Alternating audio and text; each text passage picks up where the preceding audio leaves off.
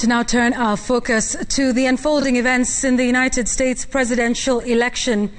And that election could be determined in the coming hours, with Democrat Joe Biden maintaining a steady lead with only 17 electoral votes to victory. President Donald Trump's political career is hanging on 3 crucial states that could make or break his ambition for a second term. And as Sam Gituko reports, protests and encounters with the police have begun as supporters of the 2 candidates take to the streets to push their partisan positions on what should happen to ongoing vote counting in the toss-up states.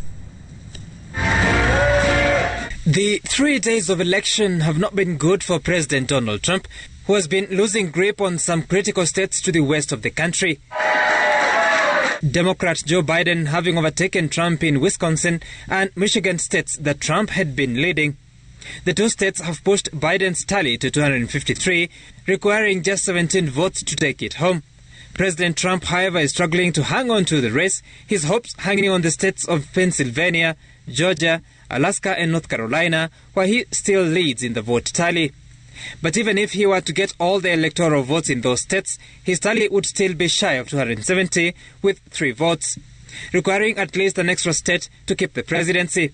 But he is in the danger zone in the states of Pennsylvania and Georgia, as tens of thousands of early votes are yet to be tallied, majority of them believed to be for Joe Biden. As the race stands, Biden is leading in Arizona and Nevada states, whose electoral votes total 17, just what the Democrat needs to secure the White House. I'm very proud of our campaign. Only 3 presidential campaigns in the past have defeated an incumbent president. When it's finished, God willing, we'll be the 4th. Biden has been speaking to the media, his tone gradually turning presidential. We are campaigning as a Democrat, but I will govern as an American president. I will work as hard for those who didn't vote for me as I will for those who did vote for me.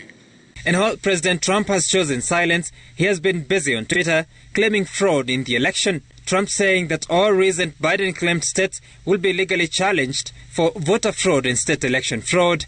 His tweets short of evidence, forcing Twitter to flag them as unverified. Just 2 weeks before the election, Trump had dismissed Biden's candidature, even joking about leaving the U.S. if he were to lose. If I lose, I will have lost to the worst candidate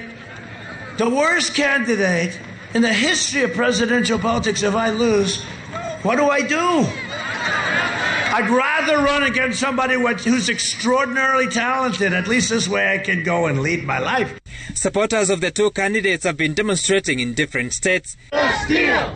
Stop the steal! Trump's backers want vote counting to continue in Nevada state that he is trailing, but want it stopped in Pennsylvania and Georgia, where he is still in the lead. Biden supporters are clearer. They want every vote counted and have been demonstrating in Democratic states of New York and California. Now, every vote must be counted.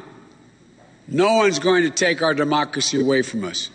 Not now, not ever. The election could be determined even before all states have returned their tallies, especially should Biden secure Nevada and Arizona. Sam Gituko, Citizen TV.